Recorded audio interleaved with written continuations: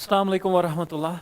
Welcome back to the finishing touch series for chemistry. As you know कि हमने आज तक जो है ऑलरेडी बहुत सारे चैप्टर्स जो है डिस्कस किए हैं. अब 12 केमिस्ट्री का 12 फिजिकल केमिस्ट्री का एक चैप्टर रह जाता है, दैट इज सरफेस केमिस्ट्री, जो इम्पोर्टेंट है. वहाँ से एक सवाल आता है एंड आई होप कि मतलब अगर जो सवाल मैं आगे डिस्कस करने वाला हूँ, मुझे पूरा यकीन है कि उनमें से ही कोई ना कोई सवाल आएगा, क्योंकि इसमें ऑलमोस्ट मैंने स्टेटमेंट बेस्ड सवाल ज़्यादा किए हैं, मतलब रखे हैं, जिससे ऑलमोस्ट सारी सरफेस केमिस्ट्री कवर होती है. तो ज़्यादा टाइम वेस्ट ना किए हम डायरेक्टली सवाल पे आ जाएंगे. तो क्वेश्चन नंबर 1 जो हमारा है, सरफेस केमिस्ट्री हमारा है, तो क्वेश्चन नंबर 1 जो है that is for Freundlich adsorption isotherm. For Freundlich adsorption isotherm, slope of the graph log x by m versus log p is. Slope of the graph log x by m versus log p is. तो as you know हमारे पास, अगर आप लोगों ने पढ़ा होगा कि अगर सरफेस केमिस्ट्री जब हम स्टार्ट करते हैं तो हम Freundlich adsorption isotherm पढ़ते हैं, जिसमें हम पढ़ते हैं extent of adsorption that is x by m. It is directly proportional to p to the power 1 by n where n is greater than 1. ये एनसीईआरटी पे भी लिख के है, तो हम लिखते हैं x by m जो होगा that is equal to kp to the power 1 by n, kp to the power 1 by n. तो अगर देखा जाए यहाँ पे मुझे log x by m versus log p, log x by m versus log p जो है ग्राफ प्लॉट करना है. तो taking log on both sides हम लिखेंगे log x by m जो होगा वो किसके बराबर होगा, log k into p to the power 1 by n. अब मुझे पता है log m इंटू n जो होता है, log m इंटू n जो होता है वो होता है log m plus log n. तो हम लिखेंगे log k plus log p to the power 1 by n.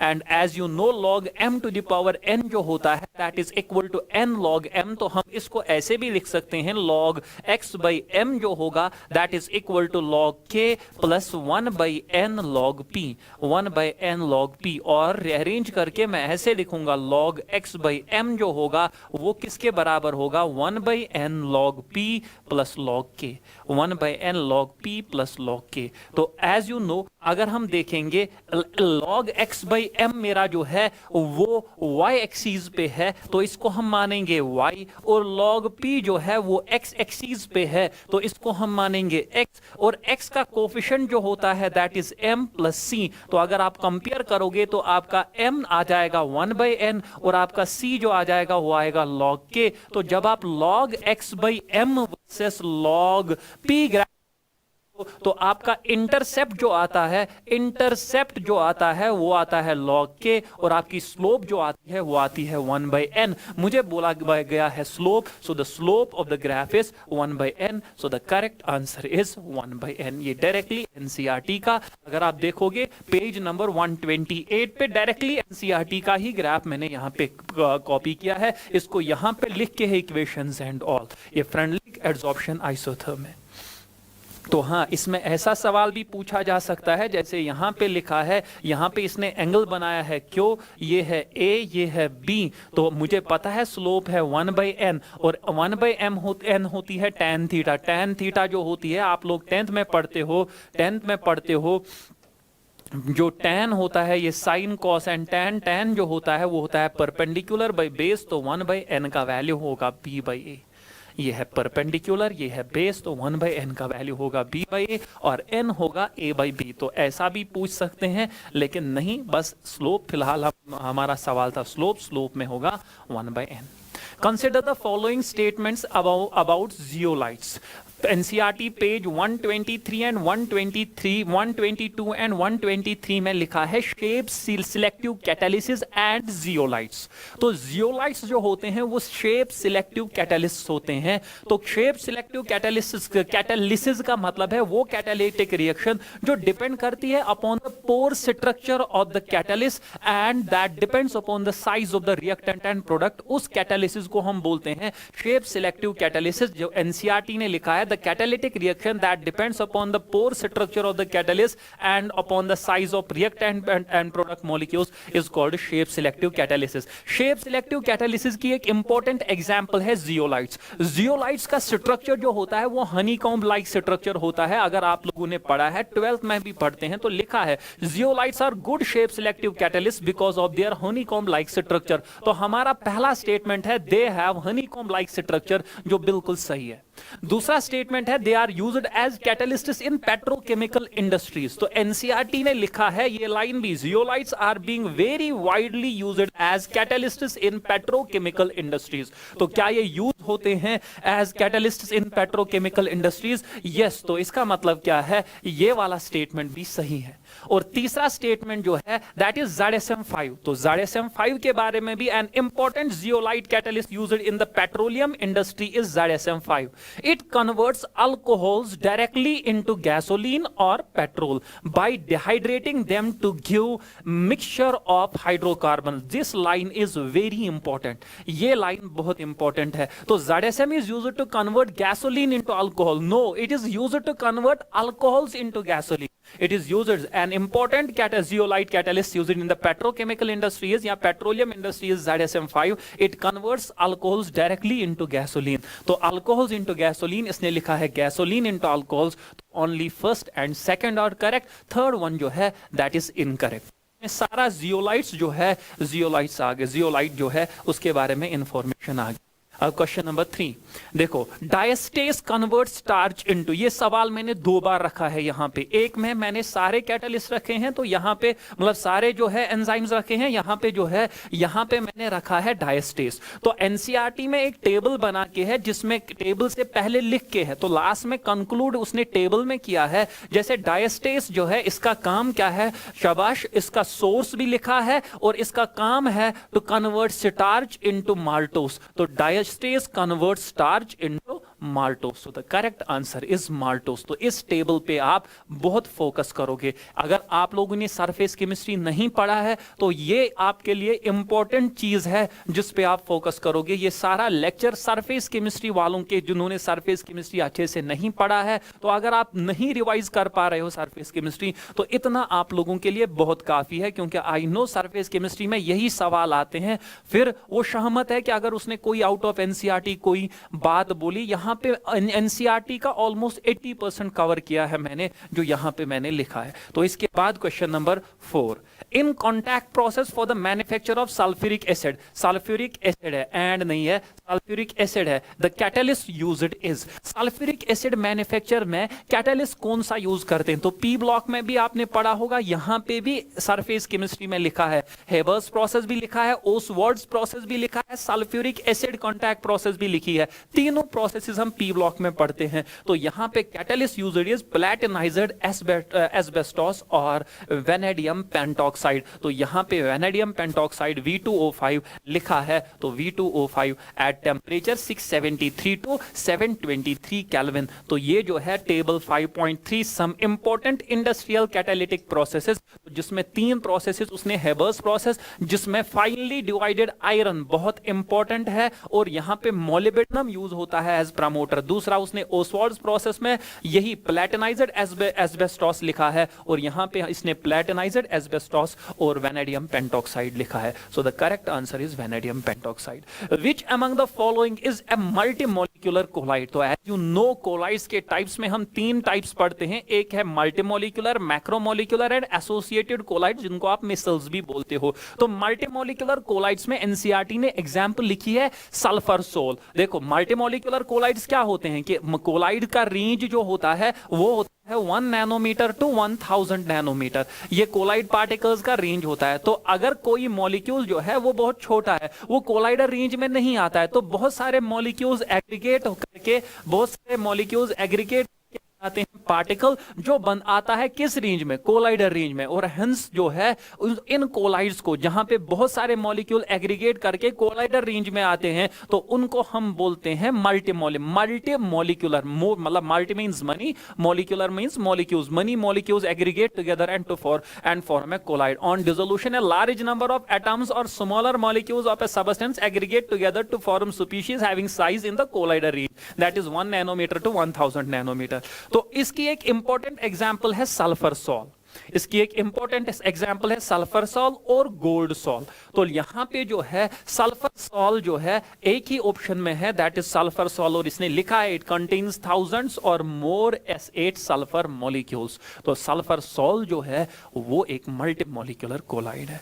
अब इसके बाद जो है ये मैक्रो मॉलिक्यूलर है। 16 प्रोटीन स्टार्च जो है ये ऑलरेडी बड़ा मॉलिक्यूल होता है, तो ऑलरेडी बड़ा इसका ऑलरेडी साइज जो होता है वो क्या होता है, कोलाइडर रेंज में होता है, तो उसको हम मैक्रो मॉलिक्यूलर कोलाइड्स। तो examples of macro molecular colloids भी आप देख लेना। इसके बाद जो है the reaction for the preparation of AS2O3 plus 3 times H2S gives AS2S3। तो AS2S3 सॉल्ट प्रिपरेशन के लिए अगर आप लोगों ने पढ़ा होगा, प्रिपरेशन ऑफ कोलाइड्स में हम पढ़ते हैं 3 मेथड। एक पढ़ते हैं हम केमिकल मेथड्स, और दूसरा हम पढ़ते हैं ब्रेडिक्स आर्क मेथड, और तीसरा हम पढ़ते हैं पेप्टाइजेशन। तो केमिकल मेथड में पहली ही एग्जांपल उसने लिखी है, अगर आपको AS2S3 सॉल्ट प्रिपेयर करना है, आप रिएक्ट करते हो AS2O3 प्लस 3 टाइम्स H2S। इस रिएक्शन को क्या बोलते हैं, इस रिएक्शन को हम बोलते हैं डबल डिकम्पोजिशन रिएक्शन। और यहां पे 3 और एग्जांपल्स है, तो जरूरी नहीं है कि वो पहला ही पूछे।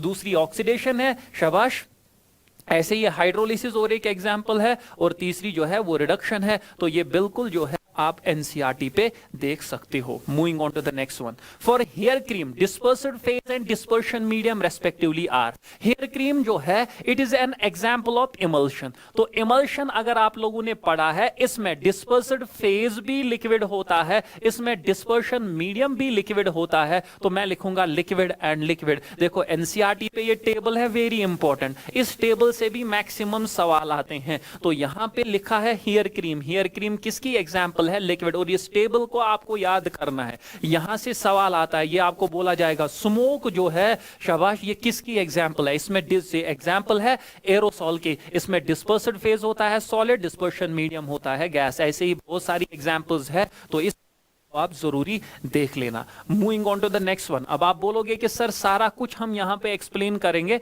तो पॉसिबल नहीं है कि वो चैप्टर जो क्लास में 15 दिन 20 दिन या 10-15 दिन में खत्म होता है, उसको 1 घंटे में या 1.5 घंटे में कैसे खत्म किया जाए। तो इसमें जो है मैक्सिमम आपको हिंट मिल रहा है कि हमें पढ़ना क्या है। आप बराबर इन्हीं चीजों को पढ़ोगे, इन्हीं चीजों पे ज्यादा फोकस करोगे जो हम यहां पे डिस्कस कर रहे हैं। विच among the following is a method of preparation of colloidal salt। तो colloidal salt की का मेथड ऑफ प्रिपरेशन क्या है, मैंने अभी बोला केमिकल मेथड है, और दूसरा जो है वो है पेप्टाइजेशन, तीसरा जो है that is Bredig's arc method. तो अब इसने क्या लिखा है, इलेक्ट्रोफोरेसिस। इलेक्ट्रोफोरेसिस जो है ये प्रॉपर्टी है, इससे हम कंफर्म करते हैं charge on the colloidal particles. दूसरा इसने पेप्टाइजेशन लिखा है, ये सही है। तीसरा इसने डायलिसिस लिखा है, तो डायलिसिस जो है ये प्योरिफिकेशन मेथड ऑफ कोलाइड्स है, इससे हम कोलाइड्स को प्योरीफाई करते हैं। तो इंपॉर्टेंट इसमें है, इसमें एक ही एग्जांपल मतलब एक ही सही है जो मेथड ऑफ प्रिपरेशन में आएगा। तो प्रिपरेशन ऑफ कोलाइड्स में 3 chemical methods, electrical disintegration that is Bredig's arc method, and तीसरा है पेप्टाइजेशन। तो इन 3 में से the correct answer is peptization. For soaps, the critical missile concentration range is, for soaps the critical missile concentration। देखो आपको पता है जो मिसल बनता है, जब मिसल बनता है, मिसल जो है एग्रीगेटेड कोलाइड्स या एसोसिएटेड कोलाइड्स भी इनको हम बोलते हैं। ये लो कंसंट्रेशन पे मिसल मतलब कोलाइडर रेंज में नहीं होते हैं, एट हाई कंसंट्रेशन वो कोलाइडर रेंज में आते हैं, वो कोलाइड्स बनाते हैं। तो हर कोई जो है एसोसिएटेड कोलाइड एक पर्टिकुलर कंसंट्रेशन के ऊपर क्या करता है, एक particular above a particular concentration behave करता है एज कोलाइड। उस कंसंट्रेशन को हम बोलते हैं क्या, critical micelle concentration. Above this concentration it behaves as a colloid and below, तो ये बराबर लिखा है यहां पे, शाबाश। The formation of micelles takes place, the formation of micelles takes place only above a particular temperature called Krafft temperature and above a particular concentration called critical micelle concentration. And for soaps the critical missile concentration is 10 to the power minus 4 to 10 to the power minus 3 mole per liter. So the answer is 10 to the power minus 4 to 10 to the power minus 3 mole per liter. Moving on to the next one, positively charged salt among the following is। देखो NCERT पे table बना के है, NCERT पे लिखा है positively charged sols and negatively charged sols. तो positively charged sols आप देख लो, ये चैप्टर जो है ये 100% थ्योरेटिकल चैप्टर है। इसमें बहुत कम जो है, बहुत कम जो है जो आप लॉजिक के तौर पे कर सकते हो। जैसे ये पॉजिटिवली चार्जड सोल और नेगेटिवली चार्जड सोल आपको याद रखने, ये याद ही रखने हैं। जैसे फॉर एग्जांपल पॉजिटिवली चार्जड पूछा गया है, इसमें सबसे पहले मिथाइलिन ब्लू सोल पहले ही पॉजिटिवली चार्जड सोल में लिखा है, सो the correct answer is positive. तो जरूरी नहीं है कि वो पॉजिटिवली चार्जड सोल पूछे, तो वो आपको क्या पूछेगा, वो आपको नेगेटिवली चार्जड सोल में इंपॉर्टेंट जो है, देखो आप इसमें सिंपल जो है वो देखो, अगर एसिड डाई है तो वो नेगेटिव है, अगर बेसिक डाई है तो वो पॉजिटिव है, अगर मेटल या मेटल सल्फाइड्स है वो नेगेटिव है, लेकिन अगर मेटल ऑक्साइड्स है, मेटल हाइड्रेटेड मेटल ऑक्साइड्स या मेटल ऑक्साइड्स जो अगर है तो वो पॉजिटिवली चार्जड है। और उसके बाद हीमोग्लोबिन जो है वो पॉजिटिवली चार्जड है। यहां पे इसने स्टार्च, गम, जिलेटिन, क्ले, चारकोल एटसेट्रा ये नेगेटिवली चार्जड सॉल्ट्स है। तो यहां पे मिथाइलिन ब्लू जो है वो क्या है, वो है शाबाश पॉजिटिवली चार्ज। सिल्वर सॉल इसने नेगेटिवली चार्जड में लिखा है। सीडीएस सॉल मेटल सल्फाइड है तो ये नेगेटिवली चार्जड सॉल में। कॉन्गो रेड सॉल ये एसिडिक डाई स्टफ में आता है, कॉन्गो रेड सॉल। तो इसका मतलब क्या, ये सारे नेगेटिवली चार्जड है, एक positively charged, that is methylene blue sol. Consider the following statements. When Ki is added to AgNO3, the negatively charged sol is obtained. Combination, सबसे पहले statement, when Ki is added to AgNO3, जब हम Ki AgNO3 को add करते हैं, NCERT पे लिखा है शाबाश, when diluted solution of silver nitrate that is AgNO3 is added to highly diluted potassium iodide that is Ki solution, the precipitated silver iodide absorbs iodide ions from the dispersion medium and a negatively colloidal sol results. However, when Ki solution is added to AgNO3, the positively charged so results due to the absorption of Ag positive. देखो ये बोल रहा है कि अगर हम AgNO3 को add करेंगे Ki एडेड टू AgNO3 तो पॉजिटिवली चार्जड सॉल बनता है, लेकिन अगर हम AgNO3 ऐड करेंगे Ki को तो तब कौन सा सॉल बनता है, तब नेगेटिवली चार्जड सॉल बनता है। तो यहां पे बिल्कुल लिखा है कि Ki सॉल्यूशन मैंने AgNO3 को ऐड किया, when Ki solution is added to AgNO3 solution positively charged sol results, तो इसने लिखा है नेगेटिवली चार्जड, तो ये इनकरेक्ट है, ये गलत है। Combination of two layers of opposite charges, इसको हम बोलते ही है ये इलेक्ट्रिकल डबल लेयर। तो अगर आप लोगों ने पढ़ा है एनसीईआरटी पे लिख के है, the combination of two layers of oppositely charged particles around the oppositely charges around the colloidal particle is called Helmholtz electrical double layer, या सिंपली इसको हम इलेक्ट्रिकल डबल लेयर कहते हैं। जैसे फॉर एग्जांपल मैं आपको ये बोलूंगा कि AgI, इसके साइड में है I नेगेटिव, तो I नेगेटिव के बाद आ जाएगा K पॉजिटिव, फिर दूसरा लेयर आएगा I negative and K positive. तो अब जो इलेक्ट्रिकल डबल लेयर, बिल्कुल यहां पे मैंने एक सवाल इस पे दिया है, एक सवाल में मैंने इसको ऐड किया है एनसीईआरटी पे, बिल्कुल ये लिख के है शाबाश, ये यहां पे लिख के है, ये इलेक्ट्रिकल डबल लेयर है। तो ये कॉम्बिनेशन ऑफ टू चार्जेस मतलब टू लेयर्स जो है, इसको हम बोलते हैं क्या, इलेक्ट्रिकल। एक होती है फिक्स्ड लेयर, दूसरी होती है डिफ्यूज्ड लेयर, तो इन दोनों के कॉम्बिनेशन को हम बोलते हैं क्या, इलेक्ट्रिकल डबल लेयर। इन दोनों के कॉम्बिनेशन को हम बोलते हैं इलेक्ट्रिकल डबल लेयर। इसके बाद क्या है, दूसरा ये स्टेटमेंट सही है। Colligative properties shown by colloidal particles are of smaller order as compared to true solutions या solutions of same concentration। हाँ, यहाँ पे colligative properties जो solutions में colligative properties होती है और colloidal solutions में colligative properties होती है। colloidal solutions, colloidal salt particles जो होते हैं उनका साइज ज्यादा होता है, तो उनका साइज ज्यादा होता है। colligative properties डिपेंड करती है upon the number of the solute particles या upon the number of the colloidal particles, यहाँ पे मैं बोलूंगा।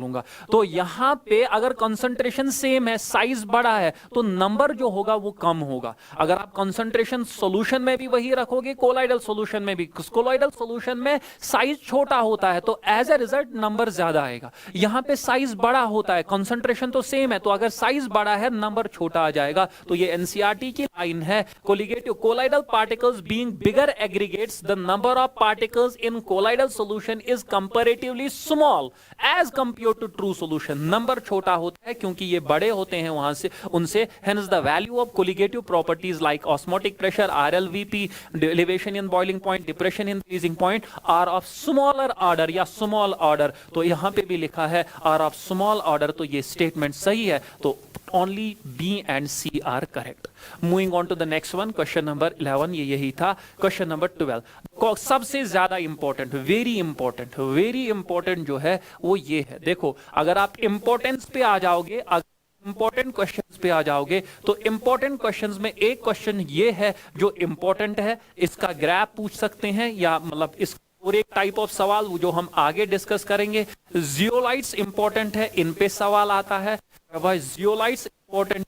और उसके बाद जो और एक चीज जो हमने पढ़ी इंपॉर्टेंट है वो ये टेबल है, इस टेबल से सवाल आते हैं। और सबसे ज्यादा इंपॉर्टेंट अगर देखा जाए तो सबसे ज्यादा इंपॉर्टेंट है ये, जिसको आप हार्डी स्कूल्स रूल भी बोलते हो या हार्डी शूल्स रूल भी बोलते हो। हार्डी शूल्स रूल पढ़ो या स्कूल्स रूल पढ़ो। देखो हार्डी स्कूल्स रूल के 2 पॉइंट्स एनसीईआरटी ने लिखे हैं, तो वो 2 पॉइंट्स है क्या। पहला पॉइंट हार्डी स्कूल्स रूल का ये है कि अगर आपके पास पॉजिटिवली चार्जड सॉल है, उसको कोगुलेट करना है। कोगुलेट करना मतलब प्रेसिपिटेट करना, फ्लोकुलेट करना। कोगुलेशन भी बोलते हैं, प्रेसिपिटेशन भी बोलते हैं, फ्लोकुलेशन भी बोलते हैं। लाइक फॉर एग्जांपल ये घूम रहा है, ये सॉल्यूशन में घूम रहा है, डिस्पर्शन मीडियम में घूम रहा है, मैं चाहता हूं कि ये नीचे प्रेसिपिटेट हो जाए, तो मैं क्या करता हूं, अगर इसके पे नेगेटिव चार्ज है, मैं ऊपर पॉजिटिवली चार्जड आयन डालूंगा, वो पॉजिटिवली चार्जड आयन इसको न्यूट्रलाइज करेगा। एज असल में होता क्या है, ये अगर AgI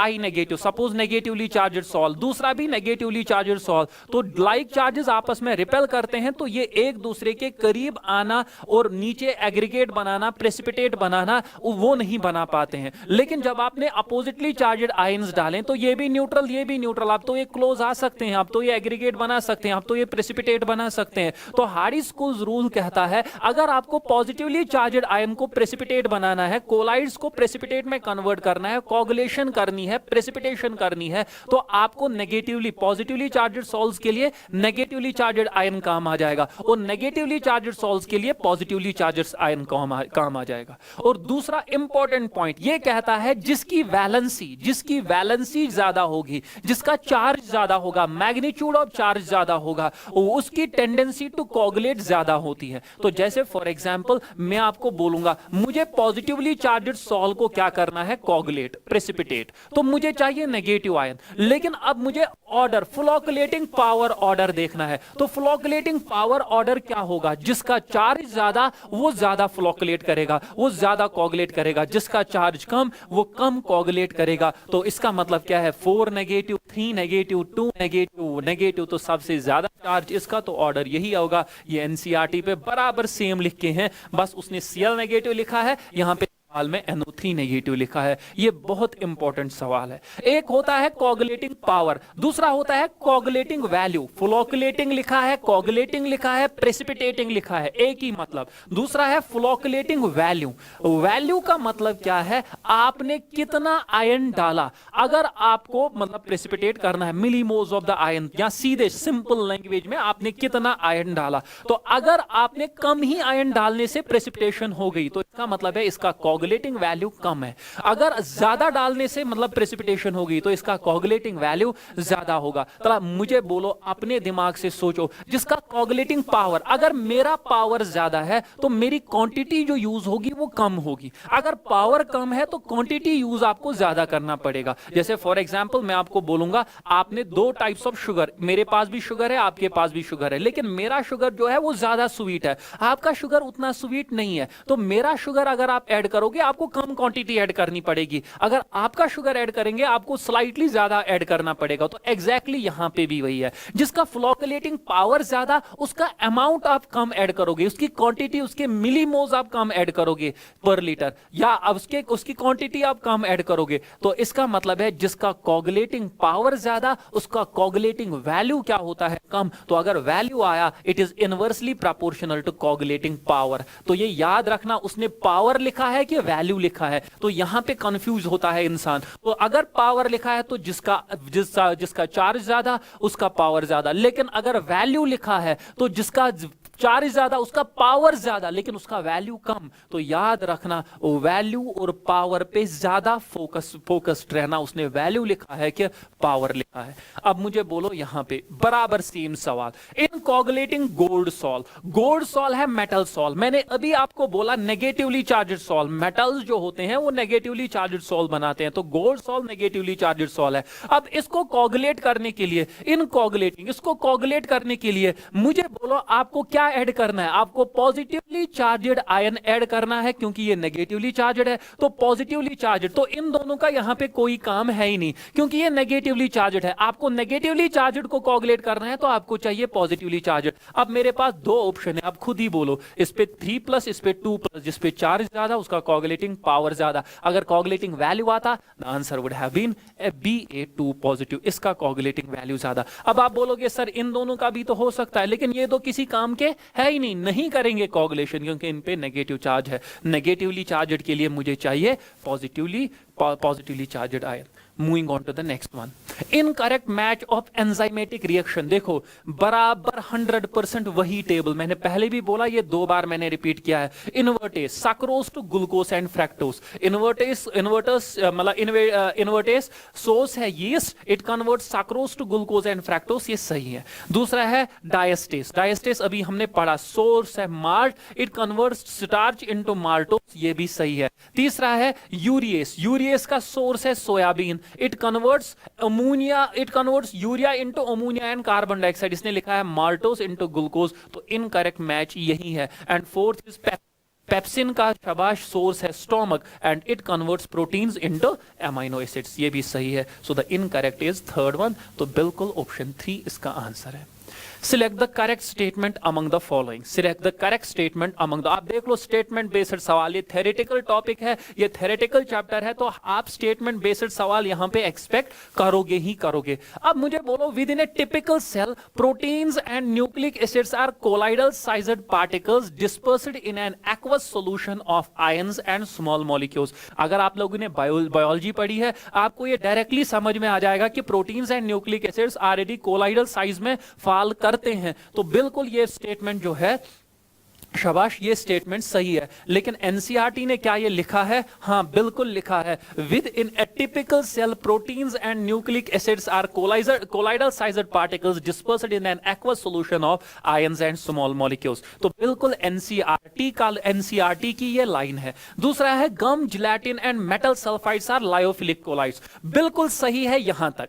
गम और जिलेटिन लायोफिलिक कोलाइड्स जो है, गम और जिलेटिन दोनों लायोफिलिक है, क्योंकि शाबाश दोनों में पोलर एंड्स है, मतलब दोनों पोलर है। लेकिन इसने लिखा है, या रीजन क्या है रीजन क्या नहीं है उसको आप फिलहाल भूल जाओ। गम एंड जिलेटिन जो है वो दोनों जो है लायोफिलिक है, लेकिन मेटल सल्फाइड्स जो है वो लायोफोबिक है। तो यहां पे इसने लिखा है, देखो लायोफिलिक कोलाइड्स में इसने एग्जांपल लिखी है gum, gelatin, starch, rubber etcetera. लेकिन अगर लायोफोबिक की बात करें तो लायोफोबिक में इसने एग्जांपल लिखी है metals and their sulphides etcetera. तो इसने तीनों लिखे हैं, तीनों लायोफिलिक कोलाइड्स है, लेकिन ये दो तो है, ये नहीं है, ये स्टेटमेंट गलत, ये स्टेटमेंट सही।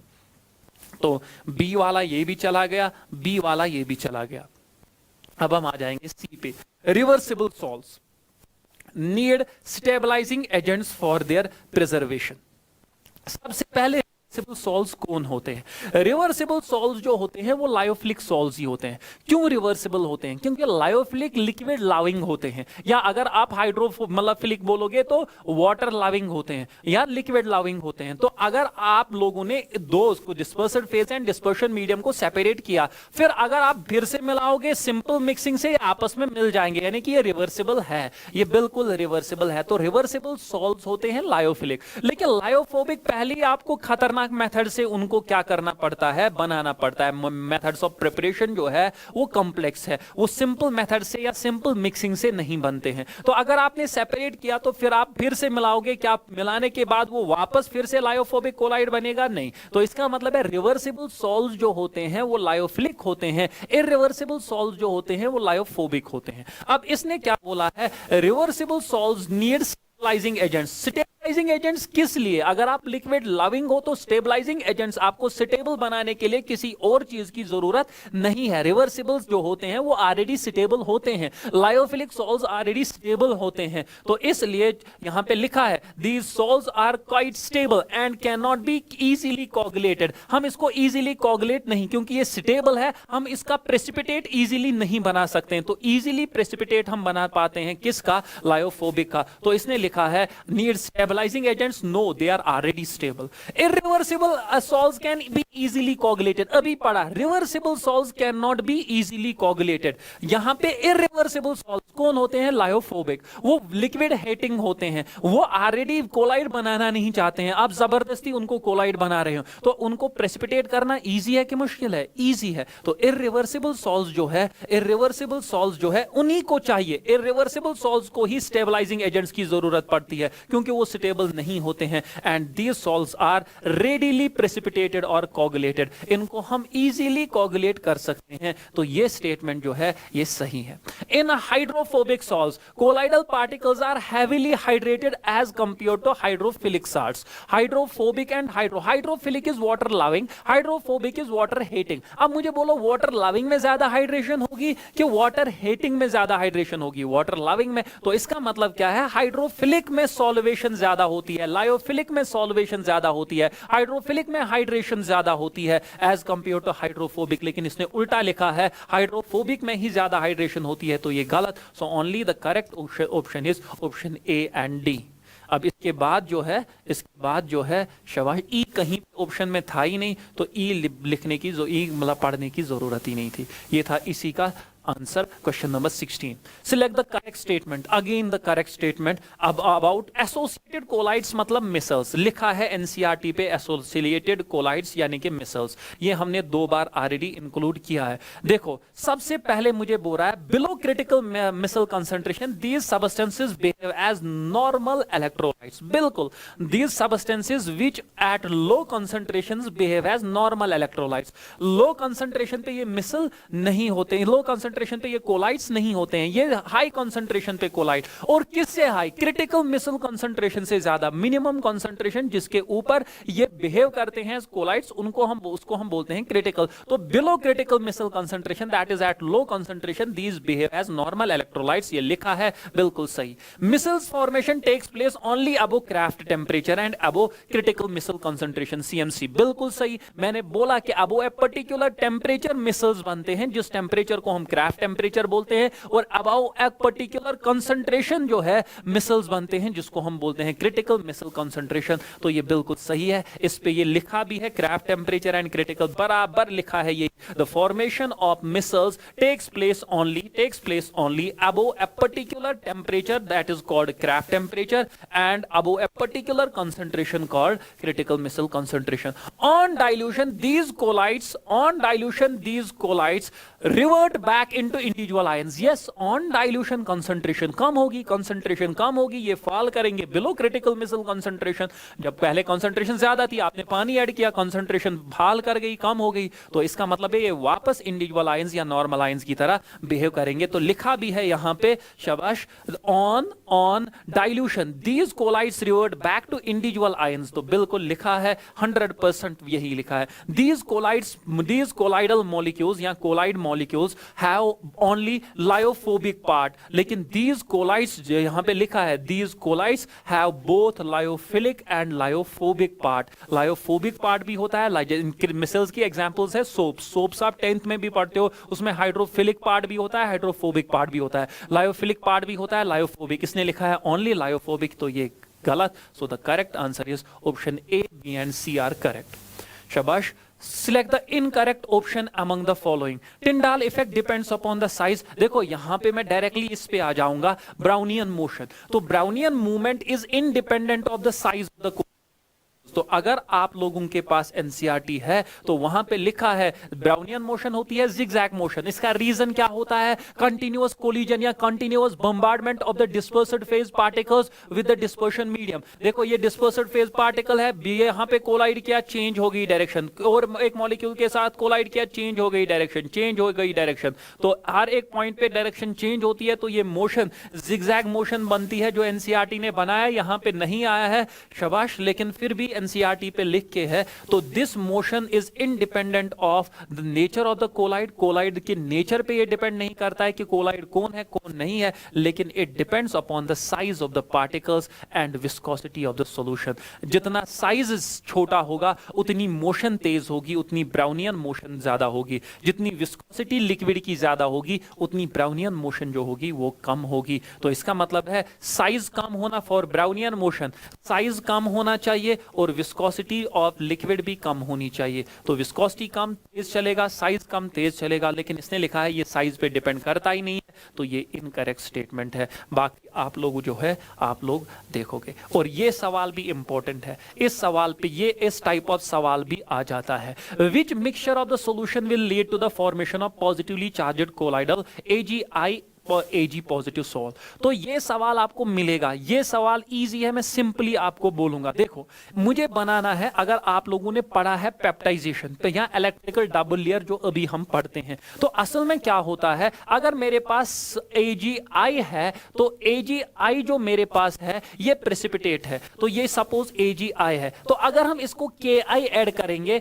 या कोई भी चीज ऐड करेंगे जिसमें कॉमन आयन होगा, या Ag कॉमन होना चाहिए या I होना चाहिए, मैं Ki ऐड करूंगा। तो अगर मैं Ki ऐड करूंगा तो कॉमन आयन इसके सरफेस पे क्या होता है, एडजॉर्ब। कॉमन आयन इसके सरफेस पे होता है एडजॉर्ब, इस पे आता है नेगेटिव चार्ज, इस पे आता है नेगेटिव चार्ज। तो अब जो है दूसरा Ki, दूसरा AgI, इसके सरफेस पे भी Ki का I नेगेटिव आ जाएगा, तो ये बनाएगा Ag पॉज। इस सोल को हम ऐसे रिप्रेजेंट करते हैं, ये बनाएगा AgI/I नेगेटिव सॉल्व, इसको हम नेगेटिवली चार्जड सॉल्व। दूसरा है कि आपने इसी AgI मॉलिक्यूल को ऐड किया AgNO3, तो अगर आपने AgNO3 ऐड किया तो उसमें कॉमन क्या है, Ag, तो Ag पॉजिटिव अब एड्सॉर्ब होगा, Ag पॉजिटिव एड्सॉर्ब होगा, Ag पॉजिटिव एड्सॉर्ब होगा, Ag पॉजिटिव एड्सॉर्ब होगा, तो दूसरे मॉलिक्यूल AgI में भी बिल्कुल यही होगा, तो इसको हम रिप्रेजेंट करते हैं AgI/Ag पॉजिटिव। अब मुझे बोलो मुझे क्या बनाना है, AgI/Ag पॉजिटिव।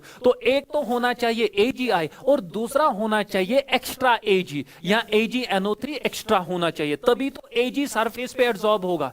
अगर एक्स्ट्रा I है, अगर I एक्स्ट्रा है तो I सरफेस पे एड्सॉर्ब होगा। तो अब हम डायरेक्टली सवाल पे आ जाएंगे। देखो सवाल क्या कहता है, सवाल कहता है सबसे पहले ये सॉल्यूशन कब बनेगा। पहले है 50 ml of AgNO3 plus Ki। देखो AgNO3 जो है जब ये Ki के साथ रिएक्ट करेगा ये बनाएगा AgI जो प्रेसिपिटेट होगा और बनाएगा KNO3। KNO3 जो है ये इलेक्ट्रोलाइट है, KNO3 जो है ये सॉल्युबल है। अब AgI जो है ये प्रेसिपिटेट बनाएगा। अब AgI को मैंने फिल्टर किया, अब AgI को कौन सराउंड करना चाहिए, मुझे बनाना है AgI Ag पॉजिटिव, इसको सराउंड करना चाहिए Ag पॉजिटिव। ये इसको Ag पॉजिटिव कब सराउंड करेगा, जब AgNO3 ज्यादा होगा कि जब Ki ज्यादा होगा। मुझे Ki और AgNO3 गिवन है, तो इसको Ag पॉजिटिव कब सराउंड करेगा, जब Ag पॉजिटिव ज्यादा होगा कि जब Ki ज्यादा होगा, या I नेगेटिव ज्यादा होगा, जब Ag पॉजिटिव ज्यादा होगा। अगर यहां पे लिखा होता I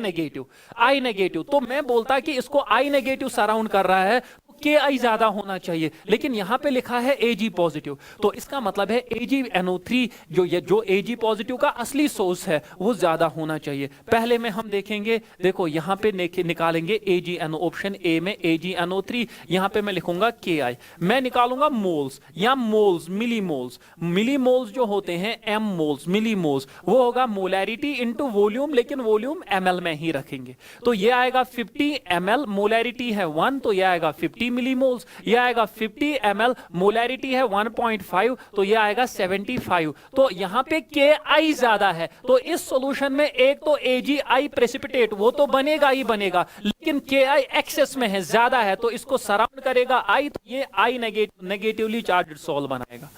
लेकिन मुझे बोल रहा है दूसरा 50 ml, तो 50 इंटू 1 वो बनेगा 50, मोलैरिटी इंटू वॉल्यूम ये गिवन है 25 इंटू 2 वो भी बनेगा 50। तो इस केस में दोनों बराबर है, तो AgI तो बनेगा, लेकिन जब AgI बना एक्स्ट्रा Ag है ही नहीं, एक्स्ट्रा Ki है, तो ना ही Ag जो है, क्योंकि ये भी पूरा कंज्यूम हो गया, ये भी पूरा कंज्यूम हो गया। पहले केस में Ki ज्यादा है तो ये एक्सेस रिएजेंट है, ये ज्यादा है तो ये थोड़ा सा बच जाएगा जिसका I नेगेटिव इसको सराउंड करेगा। तो दूसरे केस में क्या है, दोनों बराबर है, तो जब दोनों बराबर है तो इसका मतलब क्या है, इसका मतलब है कि यहां पे भी कोई जो है ना AgI/I नेगेटिव बनेगा ना AgI/Ag पॉजिटिव बनेगा। तीसरा जो है दैट इज 50 इंटू 1, वो कितना आ जाएगा 50, लेकिन ये कितना है 25 इंटू 1 दैट इज 25। तो इस टाइम ज्यादा कौन है, इस टाइम ज्यादा है AgNO3, तो एक तो बनेगा आपका AgI, एक तो बनेगा AgI, दूसरा ये हो गया खत्म, ये बचेगा थोड़ा सा,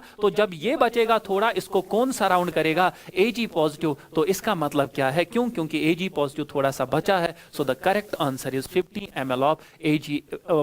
ml of 1 molar AgNO3 plus 25 ml of 1 molar Ki. Moving on to the next one. Select the correct शाबाश स्टेटमेंट among the following। देखो सबसे पहले जो है, अगर आपको करेक्ट स्टेटमेंट देखना है बराबर, देखो एनसीईआरटी पेज नंबर आप देखोगे एग्जैक्ट एनसीईआरटी की लाइन से जो है कॉपी की गई है इसमें। तो eosin dye, Congo red sols, clay, gum etcetera are examples of negatively charged sols. 100% सही। ये एसिडिक डाई स्टफ है, तो एसिडिक डाई स्टफ जो होता है ये अभी ये टेबल आप लोगों ने पढ़ा है, एसिडिक एओसिन, शाबाश, कॉन्गो रेड सॉल्ट्स जो है, और उसके बाद स्टार्च, क्ले एंड गम जो है, सब कुछ जो है ये नेगेटिवली चार्ज्ड सॉल्ट्स है। ये बिल्कुल सही है, बिल्कुल सही है। दूसरा coagulation power for coagulation of silver salt. देखो सिल्वर सॉल्ट जो है, सिल्वर सॉल्ट जो है वो है नेगेटिवली चार्ज्ड सॉल्ट। अगर negatively charged salt coagulating power, coagulation power किसका ज्यादा होगा, नेगेटिवली चार्ज्ड सॉल्ट के लिए आपको चाहिए positively charged ion, positively charged ion इसने दिया है Al3 that is Al3 positive, दूसरा दिया है Mg2 that is Mg2 positive. तो जिसका चार्ज ज्यादा अकॉर्डिंग टू हार्डी-स्कूल्स रूल उसका कोगुलेटिंग पावर ज्यादा, तो इसका मतलब है ये स्टेटमेंट भी सही है, क्योंकि ये नेगेटिवली चार्ज्ड सॉल्ट है। तो नेगेटिवली चार्ज्ड सॉल्ट के लिए आपको पॉजिटिव चार्ज चाहिए और ज्यादा पावर उसका होगा जिसका मतलब जिसकी वैलेंसी ज्यादा होगी, जिसका चार्ज ज्यादा होगा। तो ये बिल्कुल सही है। तीसरा जो है द पोटेंशियल डिफरेंस बिटवीन, देखो इलेक्ट्रिकल डबल लेयर मैंने पढ़ाया, इलेक्ट्रिकल डबल लेयर में जो होता है फिक्स्ड लेयर जो होता है और होता है डिफ्यूज लेयर, तो उनके बीच में potential difference, charge separation of charge always gives rise to potential. तो वहां पे चार्ज सेपरेशन होता है, ये जो लिखा है यहां पे चार्ज सेपरेशन होता है। तो जब चार्ज सेपरेशन हुआ, so the potential difference that generates that is known as potential difference that generates that is known as, शाबाश, क्या that is known as electrokinetic potential लिखा है। The potential difference between the fixed layer and diffused layer of opposite charges is called electrokinetic potential or zeta potential is called electrokinetic potential or zeta potential। ये सही है। The droplets in emulsions are often negatively charged। देखो ये वाला point जो है maximum लोग skip करते हैं। तो अगर आप देखोगे इमल्शंस में लिखा है the droplets in emulsions are often negatively charged and can be precipitated by electrolytes. तो ये वाला स्टेटमेंट भी सही है। Heavy metal salts of fatty acids, long chain alcohols, lamp black are principal emulsifying agents for water oil emulsions। देखो water oil emulsions लिखा principle emulsifying agents for oil water. Oil water है proteins, gums, natural and synthetics, लेकिन water oil के लिए है heavy metal salts of fatty acids, long chain alcohol and lamp black. तो ये तीनों है वाटर ऑयल के लिए, और यहां पे भी वाटर ऑयल ही लिखा है। तो इसका मतलब है all the statements A, B, C, D and E are correct. Very important. अगर आप देखोगे, शाबाश, ये था इसी का question number 20। The thermodynamic relation for adsorption, ये भी इंपॉर्टेंट सवाल है, ये भी पूछते हैं। तो यहां पे डेल्टा H जो होता है वो भी लेस देन 0 होता है, डेल्टा S जो होता है वो भी लेस देन 0 होता है, डेल्टा G भी लेस देन 0 होता है, और मैग्नीट्यूड ऑफ डेल्टा H जो होता है वो होता है greater than magnitude of T delta S। ये याद रखना, ये है थर्मोडाइनेमिक्स। अगर आप देखोगे देयर इज डिक्रीज इन, लिखा है एनसीईआरटी पे, there is decrease in surface energy, surface मतलब जो ऊपर मॉलिक्यूल हो that experiences a net down, मतलब डाउनवर्ड फोर्स, नेट मतलब जो नीचे वाला फोर्स है experiences a net downward force, जिससे सरफेस एनर्जी कम होती है, वही सरफेस एनर्जी रिलीज होती है in the form of heat, that is absorption is always an exothermic process. और जब सरफेस पे आप लोगों ने किसी चीज को पकड़ा, जब पकड़ा तो उससे मोशन जो है, मोशन रेस्ट्रिक्ट हुई, यानी कि एंट्रोपी कम हुई, डेल्टा एस नेगेटिव। और याद रखना एब्जॉर्प्शन स्पॉन्टेनियस प्रोसेस, जी का वैल्यू वो लेस देन जीरो होता है। तो इसने लिखा है delta G greater than zero, गलत। Delta H greater than zero, गलत। Delta G equal to zero, गलत। डेल्टा एस लेस देन, तीनों नेगेटिव। डेल्टा एच भी नेगेटिव, डेल्टा एस भी नेगेटिव, डेल्टा जी भी नेगेटिव, ये याद रखना। इसके बाद identify the incorrect statement. Tyndall effect is observed when the diameter, ये याद रखना। टिंडाल इफेक्ट के दो ही रीजन एनसीईआरटी ने लिखे हैं, मतलब टिंडाल इफेक्ट कब देखा जाता है, तो व्हेन देयर इज शाबाश small difference in the, when there is small difference in the diameter of the, yeah, in the size of the dispersed phase particles and the wavelength of light used, and when there is large difference in the refractive index of dispersed phase and dispersion medium. dispersed phase और dispersion medium में ज्यादा difference होना चाहिए और उनके refractive index में, और दूसरा डायमीटर जो है शाबाश is not much smaller, when the diameter of dispersed particles is much smaller. इसने लिखा है मच स्मॉलर, लेकिन यहां पे लिखा है इज नॉट मच स्मॉलर, यहां पे करेक्शन है, यहां पे नॉट होना चाहिए। चलो नॉट नहीं है, तो अब इसका मतलब क्या है, हम लिखेंगे इसका करेक्ट आंसर जो है ये नहीं है। लेकिन अगर यहां पे हम लिखेंगे is not much smaller, so the answer will be both are correct. यहां पे थोड़ा सा एरर है, क्योंकि ये सवाल जो है, ये सवाल मैंने ही बनाया है और मैंने लिखा था नॉट मच स्मॉलर, तो यहां पे हमने नॉट नहीं लिखा है। तो अगर हमने नॉट नहीं लिखा है, सो द करेक्ट आंसर, मुझे इनकरेक्ट देखना है, सो the incorrect answer is option number 1। Correct अगर देखेंगे तो option 2, Tyndall effect is observed when the diameter of the dispersed particles is not much smaller than the wavelength of light used। इसने लिखा है is much smaller, तो इसका मतलब है पहला इनकरेक्ट ऑप्शन है। Moving on to the next one, in Haber's process, तो यहां पे देखना ये गलत है, इसका ऑप्शन 1 करेक्ट है।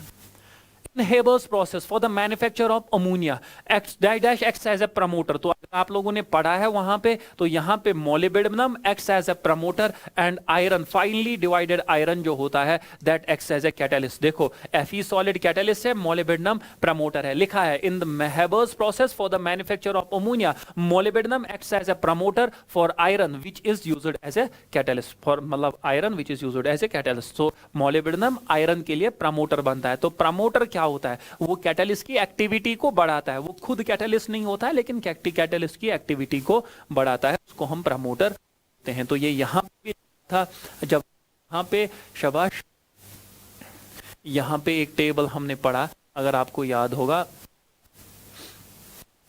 यहां पे भी लिखा है finely divided iron molybdenum acts as a promoter. तो ये सवाल जो है ये ऑलरेडी एक बार जो है हम पढ़ चुके थे। तो इसके बाद जो है ये था प्रमोटर्स एंड पॉइजन्स। तो इसके बाद जो है, इसके बाद ये है कंसिडर द गिवन रिएक्शंस। देखो जब कैटालिसिस आप खोलोगे आपको पहले ही ये मिलेगा CO plus 3 times H2 catalyst है निकल, CO plus 2 times H2 catalyst है कॉपर जिंक ऑक्साइड Cr2O3, और CO प्लस H2 गिव्स शाबाश गिव्स Cu, तो मतलब गिव्स HCO, तो कैटालिस्ट है Cu। तो आपको डायरेक्टली कुछ नहीं करना है, बराबर यहाँ पे कैटालिस्ट गिवन है, तो ये एनसीईआरटी का डायरेक्टली कॉपी पेस्ट है। क्वेश्चन नंबर 132 पे है। तो पेज नंबर ऊपर नीचे हो सकता है पुरानी नई एनसीईआरटीज में, वो खुद से देख लेना।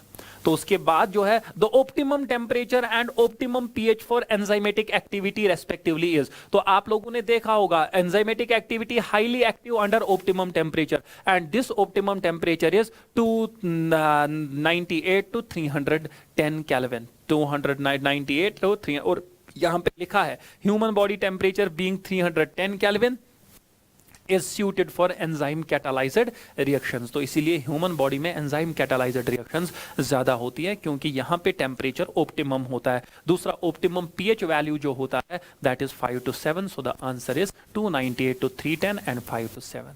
शाबाश। अल्ट्रा क्लीन, ये वो सवाल है जिसपे आपको नजर पड़ेगी नहीं, क्योंकि ये इंट्रोडक्शन पार्ट में लिखा है सरफेस केमिस्ट्री में। Ultra clean surface can be obtained eight which pressure range approximately. देखो यहां पे लिखा है under very high vacuum of the order of 10 to the power -8 to 10 to the power -9 pascals it is now possible to obtain ultra clean surface of the metals. तो इसका मतलब है the answer will be 10 to the power -8 to 10 to the power -9।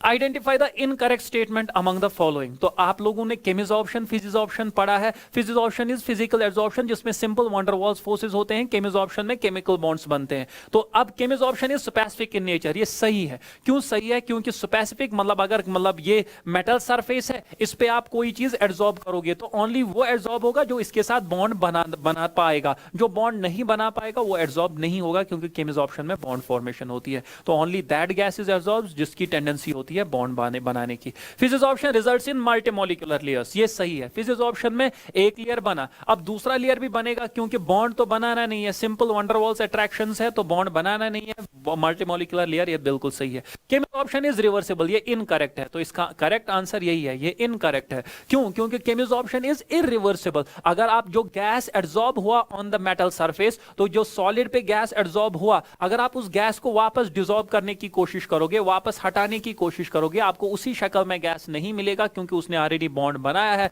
तो ये irreversible process है। Activation energy is needed for chemisorption, yes, that is why, यहां पे मैं एक चीज ऐड करूंगा, दैट इज व्हाई अगर हम इफेक्ट ऑफ टेम्परेचर देखेंगे, इफेक्ट ऑफ टेम्परेचर में ऑल्दो प्रोसेस एक्सोथर्मिक है, तो अगर आप प्रेशर वर्सेस दिस ग्राफ बनाओगे, temperature x/m versus temperature graph बनाओगे, तो ये पहले बढ़ेगा उसके बाद कम होगा, यानी कि with increase in temperature it first increases then decreases. क्यों? क्योंकि उसको एक्टिवेशन एनर्जी की जरूरत होती है, तो आपको टेम्परेचर पहले बढ़ाना पड़ता है। तो ये है केमिजॉर्प्शन में। तो अगर आप फिजिजॉर्प्शन में देखोगे, आप सीधे देखोगे x/m वर्सेस t ग्राफ जो आएगा वो सीधे नीचे की ओर आ जाएगा। क्यों? क्योंकि वो डायरेक्टली डिक्रीज होता है, उसको एक्टिवेशन एनर्जी की जरूरत नहीं है, तो प्रोसेस एक्सोथर्मिक है अकॉर्डिंग टू लीच-एटलियर्स प्रिंसिपल। तो अगर एक्सोथर्मिक रिएक्शन है, टेम्परेचर बढ़ाने से रेट ऑफ फॉरवर्ड डायरेक्शन कम होती है, तो ये फिजिजॉर्प्शन, तो इफेक्ट ऑफ टेम्परेचर, ये बिल्कुल आपके टेबल एनसीईआरटी 126 127 पे ये टेबल बनाया है, यहां तक एक पेज पे है, इसके बाद दूसरे पेज पे है,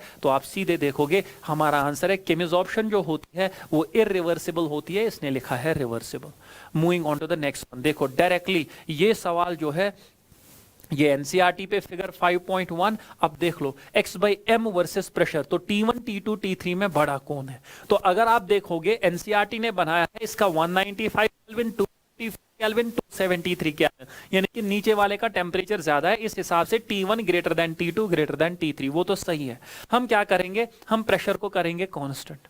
तो अब क्या करेंगे? अब हम देखेंगे, शाबाश, यहां पे हम प्रेशर को करेंगे कांस्टेंट। अब हम देखेंगे यहां पे एंड यहां पे। देखो अगर आप देखोगे प्रेशर तो मैंने कांस्टेंट किया, मैंने लाइन पैरेलल ड्रा की, मैंने प्रेशर को माना कांस्टेंट, तो इसका एड्सॉर्प्शन ज्यादा, इसका कम, इसका सबसे कम। अब एड्सॉर्प्शन और टेम्परेचर ये जो है ये फिजिजॉर्प्शन के लिए वैलिड है, फ्रेंडली एड्सॉर्प्शन आइसोथर्म जो है वो फिजिजॉर्प्शन के लिए वैलिड है। अब मुझे एक बात बोलोगे आप, फिजिजॉर्प्शन में टेम्परेचर बढ़ाने से x/m कम होता है, तो इसका मतलब क्या है? जिसका x/m ज्यादा उसका टेम्परेचर कम होगा। Rate of adsorption is inversely proportional to temperature, जिसका एड्सॉर्प्शन जिसमें ज्यादा उसका टेम्परेचर कम, जिसमें एड्सॉर्प्शन कम उसका टेम्परेचर ज्यादा। उस हिसाब से भी T1 greater than T2 greater than T3 आ जाएगा, तो ऑप्शन 1 जो है वो करेक्ट है। Moving on to the next one, temperature above which formation of micelles is possible, ये 3 बार पढ़ चुके हैं हम अभी तक, उसको हम बोलते हैं क्या? Craft temperature. और कंसंट्रेशन अगर लिखा होगा तब हम बोलेंगे क्रिटिकल मिसाइल कंसंट्रेशन, लिख के है ये हम ऑलरेडी पढ़ भी चुके हैं। शाबाश, क्वेश्चन नंबर 28 एंड बस, thank you, this was all about surface chemistry. तो अभी हम स्टार्ट करेंगे अब 11 का पोर्शन, ऑलरेडी 2 चैप्टर्स हो गए हैं, अब 1-2 चैप्टर्स और रह गए हैं, तो वो हम 3 चैप्टर्स रह गए हैं, तो वो हम करेंगे तो नेक्स्ट क्लासेस में। आज के लिए इतना ही, अल्लाह हाफिज।